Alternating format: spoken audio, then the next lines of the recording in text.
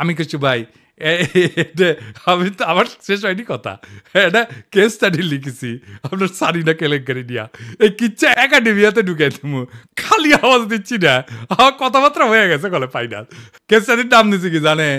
The hotel Sarina controversy, conflict of interest and abuse of power in Bangladesh. এটা মেলা জায়গাত পড়ানো হবি, এটা কর্পোরেট গভর্নেন্সে পড়ানো হবি, কনফ্লিক্ট অফ ইন্টারেস্টে পড়ানো হবি, ম্যানেজমেন্টে পড়ানো হবি, পলিটিক্যাল সায়েন্সে পড়ানো হবি, কোনটি না কতগুলো জায়গায়। আর দিন সাথে যাবি ফাইনাল করার জন্যে, আপনি বিখ্যাত হয়ে যাবেন। কইছিলাম না আমাকে লেরো না, হ্যাঁ কাকে লেরতে কাকে লেরে ফেলেছেন, হ্যাঁ আমির খুশরু মাহমুদ।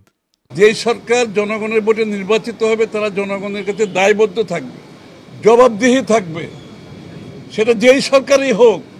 কোনো মহামানবকে বাংলাদেশের দায়িত্ব দেওয়ার জন্য বাংলাদেশের মানুষ নির্বাচনে, এই বাংলাদেশের মানুষ আন্দোলন সংগ্রাম করে নাই, ত্যাগ স্বীকার করে নাই।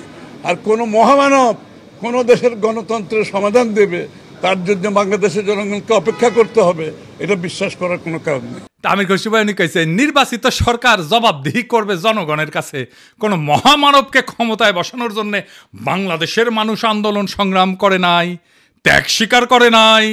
উনি ত্যাগ স্বীকার করেছেন, ওটা ত্যাগ স্বীকারটা এটা দেখে আসেন। হ্যাঁ আমির খুশরু ভাই আপনি তো ডিসেন্ট মানুষ, আশা করি আপনি ক্ষমতায় গেলে তো বটেই, ক্ষমতায় যাওয়ার আগেও জবাবদিহিতা করবেন, তাই না?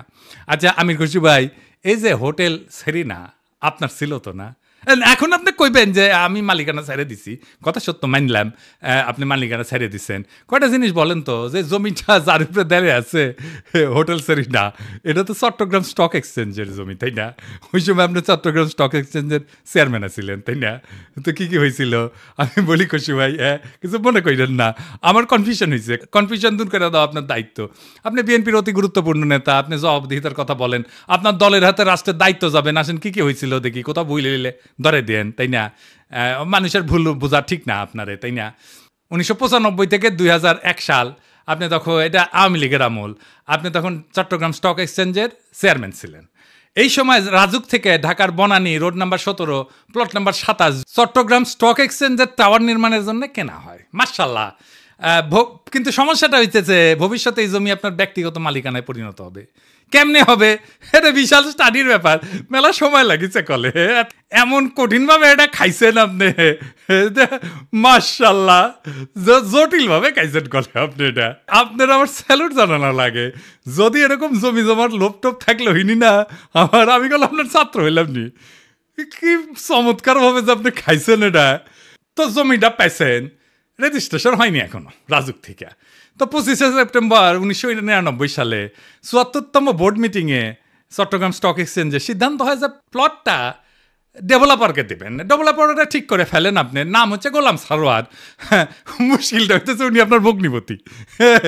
তখন প্লটের রেজিস্ট্রেশনই হয় না। রেজিস্ট্রেশন হওয়ার আগে আইনত আপনি ডেভেলপার নিয়োগ দিতেই পারেন না, আপনি ডেভেলপারকে নিয়োগ দেন ওই মিটিংয়েই। এটা একটা প্রক্রিয়ার লঙ্ঘন, কারণ এটা তো আপনার ব্যক্তিগত প্রতিষ্ঠান না। 19শে জানুয়ারি 2000 সালে রাজুকের সাথে রেজিস্ট্রেশন হয় আপনার চট্টগ্রাম স্টক এক্সচেঞ্জের। আপনার চেয়ারম্যান থেকে নিজের ভগ্নিপতিকে ডেভেলপারের দায়িত্ব দিতে পারেন? হ্যাঁ, আপনি মুরব্বী মানুষ, জিজ্ঞেস করলাম আর কি। মানে ধরেন আমি যদি কখনো চট্টগ্রাম স্টক এক্সচেঞ্জের চেয়ারম্যান হই, আমি কি আমার ভগ্নিপতিরে স্টক এক্সচেঞ্জের জমিতে বিল্ডিং বানানোর জন্য ডেভেলপার হিসেবে নিয়োগ দিতে পারবো নাকি পারবো না? এরা কয়া দিলেন আর কি, এনে শুনলাম মুরব্বী মানুষ না। আচ্ছা, এইবার 15 নভেম্বর 1999 75তম বোর্ড মিটিং, মানে একটা পরেই আর কি, এখানে সিদ্ধান্ত হয় যে গোলাম সারোয়ারের সঙ্গে চুক্তি হবে যে চট্টগ্রাম স্টক এক্সচেঞ্জকে উনি বেসমেন্ট এবং 5টা ফ্লোর দেবেন, মানে 6টা আর কি। ভালো কথা, এই 5টা ফ্লোরের কথা মনে রাখেন, বেসমেন্ট সারা 5টা। হ্যাঁ, এরপর 13 ফেব্রুয়ারি 2000 সালে চট্টগ্রাম স্টক এক্সচেঞ্জের বোর্ডকে পাশ কাটায় স্টক এক্সচেঞ্জের সিইও ওয়ালিউল মারুফ মার্টিন এবং গোলাম সারোয়ার আপনার ভগ্নিপতি, এই দুইজনের মধ্যে একটা আনরেজিস্টার্ড চুক্তি হয়, যে চুক্তি কখনো রেজিস্ট্রেশন হয়নি। আপনি আগে বোর্ডের মিটিংয়ে ডিসিশন নিয়েছিলেন 5টা দিবেন ফ্লোর, এইখানে আপনি লিখলেন 4টা ফ্লোর দিবেন। এটা কমে গেল আর কি। এইটা অবৈধ চুক্তি এবং জালিয়াতিপূর্ণ চুক্তি। এইখানে পেনাল কোড 467, 468 এবং 471 ধারা লঙ্ঘন হয়েছে। হ্যাঁ, আইনের ভাষায় কইলাম আর কি। তো 74 এবং 75তম বোর্ড মিটিংয়ে গোলাম সারোয়ারকে ব্যক্তিগতভাবে ডেভেলপার হিসেবে নিয়োগের আলোচনা হয়, কিন্তু সিইও যে সিগনেচারটা করলো না যে 4টা মিটিংয়ে, ওইখানে হোটেল সারেনার মালিক হিসাবে তার সাথে এগ্রিমেন্টটা হইল। সারিনাকে তখন হয়নি যখন আপনি বোর্ড মিটিং করেছেন, বুঝছাও। তো এই সিইও ওয়ালিউল মারুফ মার্টিন সে বোর্ড মিটিং উপেক্ষা করে সারিনার সাথে একটা চুক্তি করল। সে কি পারে? হ্যাঁ, পারে না, তাই না? যাই হোক, স্টক এক্সচেঞ্জের তরফ থেকে আনুষ্ঠানিক বা বৈধভাবে সারিনাকে কোনো দায়িত্ব দেওয়া হয়নি, তাই না? হ্যাঁ, বোর্ডকে পাশ কাটায় যে আপনি সারিনাকে দায়িত্ব দিলেন, এটা আপনি পারেন না। এরপর 23শে মে 2000 সালে গোলাম সারোয়ার মানে আপনার ভগ্নিপতিরে একটা পাওয়ার অফ অ্যাটর্নি দেওয়া হয় যাতে জমি বন্ধক দেওয়া, আর্থিক ক্ষমতা দেওয়া হয়, কিন্তু ওইটাতে আবার কোনো ফ্লোর বন্টনের উল্লেখ নাই। এই চুক্তিতে বোর্ড অনুমোদনেরও উল্লেখ নাই। 10ই জুলাই 2000 সালে আপনি এবং বাদী আপনার স্ত্রী সারিনার 50% শেয়ারের মালিক হয়ে যান, কিনে নেন আর কি। কি টাকা দিচ্ছেন কে জানে। হ্যাঁ, ভগ্নিপতিকে রাস্তা তৈরি করে দিচ্ছেন, এখন নিলেন শেয়ার। 2010 পর্যন্ত হোটেলের মালিকানা ছিল আপনার। এইভাবে প্রাতিষ্ঠানিক সম্পদকে পারিবারিক ব্যবসায় রূপান্তর করে ফেললেন। এটা একটা জ্ঞাত ষড়যন্ত্র, ইংরেজিত কয় ক্রিমিনাল কনস্পিরেসি। ইংরেজিত যেহেতু কইছে ঠিকই কইছে। হ্যাঁ, 20শে নভেম্বর 2004 সাল রেজিস্ট্রেশন হয় জমিটার গোলাম সারোয়ারের নামে। অদ্ভুত ব্যাপার। তবে দলিলে সম্পূর্ণ ভবনের উল্লেখ নাই, দামে ব্যাপক গড়মিল দেখানো হয়, এটি সরকারকে রাজস্ব ফাঁকি দেওয়া হয়। দলিলে প্রকৃত দাম না দেখানো পেনাল কোডের 420 সিটিং এই ধারার আওতায় পড়ে। এইবার ভবন নির্মিত হয় আলহামদুলিল্লাহ। জিলাপি টিলাপি খাওয়া হয়, বিলার টিলার দেওয়া হয়। ভবনের অনুমোদন ছিল কত? 15 তলার। আপনি ভবনটা বাড়াইছেন কত? 20 তলা, 5 তলা এক্সট্রা। 12 হাত কাকুরের 13 হাত বেশি দেখেছি না, সেরকম 15 তলা অনুমোদিত বিল্ডিং এর 20 তলা হয়ে যাওয়া দেখলাম আমরা। এটা রাজুকের নিয়ম ভঙ্গ কইরা অবৈধ নির্মাণ, নগর উন্নয়ন আইনের গুরুতর লঙ্ঘন।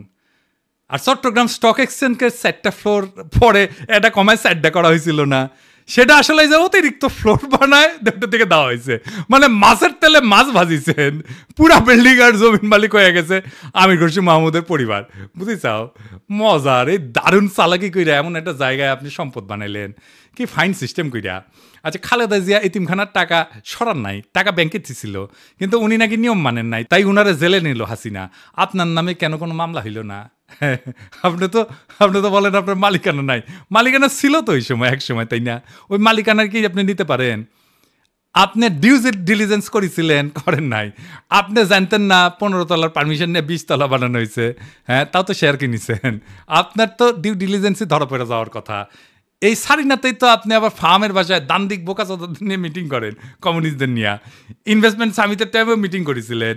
আপনার কি প্রফেসর ইউনুসকে জবাবদিহিতার কথা বলা মানায় আমির খসরু ভাই? হ্যাঁ, আগে দেখতাম মানুষ রাজনীতি করতে এসে গরিব হয়, বাংলাদেশে দেখতেছিস খালি সবাই বড় লোক হয়, বড় লোক হয়, বড় লোক হয়, টেকায় খালি টেকা। আমির খসরু ভাই, এটাই সমস্যা কি? সমস্যা হচ্ছে টেকা কামানোর জন্য রাজনীতি যদি কেউ করে, তার মাথার তো খালি টেকা আর ধান্দা ঘুরবি। রাষ্ট্র তো একটা হিউজ রিসোর্স, তাই না?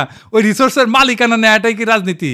আপনি তো রিক্সাওয়ালা, ঠেলাওয়ালা, গার্মেন্টস শ্রমিক, বাস শ্রমিক, কৃষক, ক্ষেতমজুর, ক্ষুদ্র ব্যবসায়ীর কথা ভাবতে পারবেন না। দল মুরুক্ষ সদাদের পাইবেন, আইসা গালাগালি করবে। শীর্ষ নেতারা মেদিনীপুরের ভাষায় কথা বলবে, আর মুরুক্ষ সদাদের আইসা আমার মালওয়ান করবে, গালি দিবে।